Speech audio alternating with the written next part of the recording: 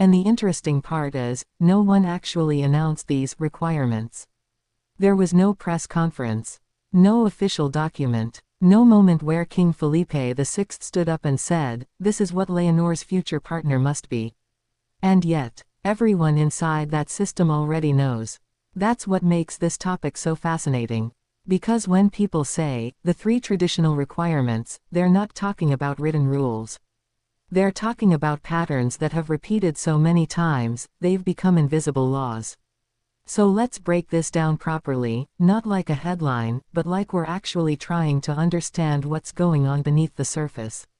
Because if Princess Leonor is going to become queen, then the person beside her is not just a partner. They become part of the institution. And that changes everything. Now here's my honest take before we even start listing anything.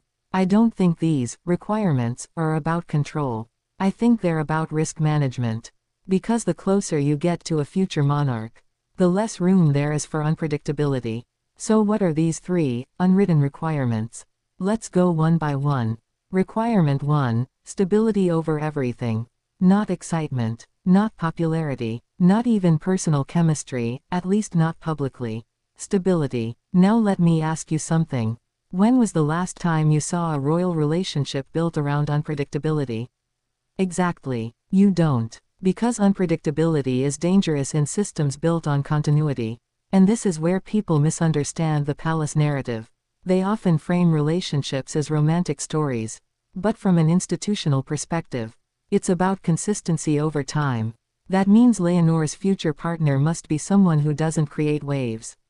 Someone who doesn't introduce unnecessary headlines. Someone who can exist in a system where every move is watched, and still remain steady. And I'll be honest, this is my human marker here.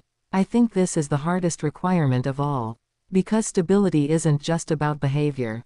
It's about personality. You can train someone to follow protocol. But you can't easily train someone to naturally remain calm under constant scrutiny. Now let's connect this to a comparison. Look at Catherine, Princess of Wales. Her public image didn't rise overnight. It was built slowly, through years of consistent, stable presence. No sudden shifts, no unpredictable moves, just alignment over time. And that's exactly the kind of pattern royal systems trust. Now right around here, when you're starting to see how serious this is. If you're new to Leonor's story, subscribe, I post every day. Because these patterns only become clear when you follow them consistently. Requirement 2, alignment with the institution, not just the person. This one is subtle, but critical. Because here's the truth most people don't talk about. You're not just choosing Leonor. You're choosing the monarchy. And that means your personal identity has to align with something much bigger than yourself. Now let me challenge this idea a bit. People love to say, love should be free. And in normal life, yes, absolutely. But in systems like this, freedom exists, within structure. So Leonor's future partner must be someone who doesn't just fit with her personally, but fits with what she represents publicly. And that includes values, behavior, public perception, even silence. Because sometimes, the most important thing a royal partner can do is not say something. Let that sink in for a second. Now let's bring in Queen Letizia here. Because she understands modern perception deeply. And I think this requirement, alignment, is shaped heavily by that awareness. It's not just about tradition anymore. It's about how the institution is perceived in a fast-moving, digital world. And that's where the stakes become higher than ever. Requirement 3, ability to live under permanent visibility. This is the one people underestimate the most. Because it sounds simple, be in the public eye. But that's not what it really means. It means, every expression is analyzed, every relationship is questioned, every silence is interpreted, forever. Now let me ask you something honestly. Do you think most people could handle that?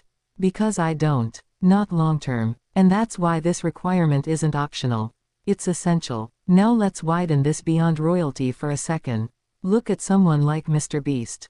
Even in digital spaces, visibility comes with pressure, scrutiny, and constant evaluation. Now multiply that by history, tradition, and national identity. That's the level Leonor's future partner steps into. And here's my personal take again. This requirement isn't about being perfect. It's about being durable, someone who doesn't break under attention, someone who can absorb it and remain grounded. Now let's step back and look at all three together. Stability, alignment, visibility, endurance. Notice something. None of these are about status. None of these are about wealth. None of these are even about love, at least not directly. They're about function. And that's the part people don't always want to accept. Because it means that in systems like this, relationships are not just emotional decisions. They're structural ones. Now here's the final thought I want to leave you with, my honest conclusion. I don't think King Felipe VI is demanding these things in a strict, spoken way. I think the system itself demands them. Quietly, consistently, without ever needing to say it out loud. So maybe the real question isn't, what does Leonor's future partner need to do? Maybe it's, what kind of person naturally survives in a world where love, image, and power are all connected, and none of them can be separated? Because once you understand that, these three requirements stop feeling like rules, and start feeling like realities. And not everyone is built for that. And here's where it gets even more uncomfortable, because once you understand those three requirements, you start realizing something else. They don't just shape the partner. They shape the relationship itself. Think about that for a second. Not just who Leonor chooses, but how that relationship is allowed to exist. Because if stability is required, then conflict has to be controlled. If alignment is required, then individuality has to be negotiated. If constant visibility is required, then privacy becomes almost impossible. So let me ask you something honestly. At that point, is it still a normal relationship? Or is it something else entirely? And I'm not saying that in a negative way. I'm saying it because I think people underestimate what this actually means in real life. Because from the outside, it looks elegant, ceremonial, perfectly structured. But from the inside, it's a constant balancing act. Now here's where my perspective shifts a bit, and I want you to stay with me on this.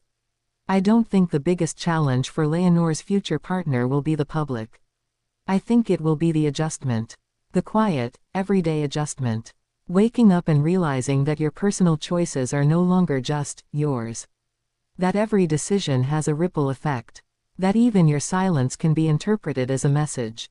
And that's not something you learn overnight. It's something you grow into. Now let's bring Princess Leonor back into focus here. Because we talk a lot about what her partner must be. But we don't always talk about what she has to navigate. She's not just choosing someone she connects with. She's choosing someone who can survive her world. And that's a very different kind of decision. Now here's a thought that I don't hear enough people say out loud.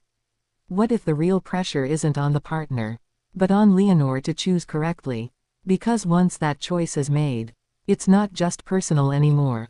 It becomes symbolic. And symbols don't have the luxury of trial and error. Now let's bring in Queen Letizia again for a moment. Because if anyone understands what it means to enter this system from the outside, it's her. And I can't help but think. Her experience influences how carefully this entire process is being approached now.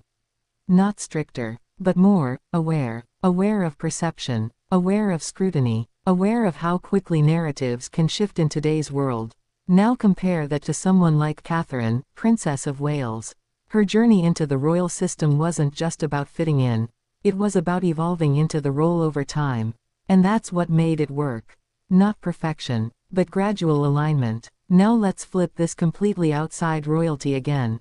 Look at MrBeast. Different world, right? But same underlying truth. As influence grows, the margin for error shrinks. And the people closest to that influence, they have to adapt too. Now here's where I want to get really real with you, my most honest take in this entire video. I don't think these requirements are meant to restrict love. I think they're meant to protect continuity. Because the monarchy isn't just about individuals. It's about what continues beyond them. And anything that threatens that continuity, even unintentionally, becomes a risk. So the system builds filters. Quiet ones, unspoken ones, but very real ones. Now here's the question that stays with me, and I want it to stay with you too. Can someone truly be themselves, while also fully fitting into a system that requires this level of consistency? Or does becoming part of that system mean redefining what being yourself even means? Because if you think about it, that's the real trade-off. Not fame, not status, not visibility, but adaptation. Now let me close this in a way that actually matters, not just as a story, but as something you take with you. We started with the idea of 3 requirements. Simple, right? But now you can see. They're not just requirements. They're filters. They're pressures. They're realities. And most importantly, they're not announced. They're felt. So maybe the real story isn't about rules or demands. Maybe it's about understanding what kind of person can step into a world like this and not lose themselves completely in the process. Because at the end of the day, that's the requirement no one writes down, but everyone is quietly looking for.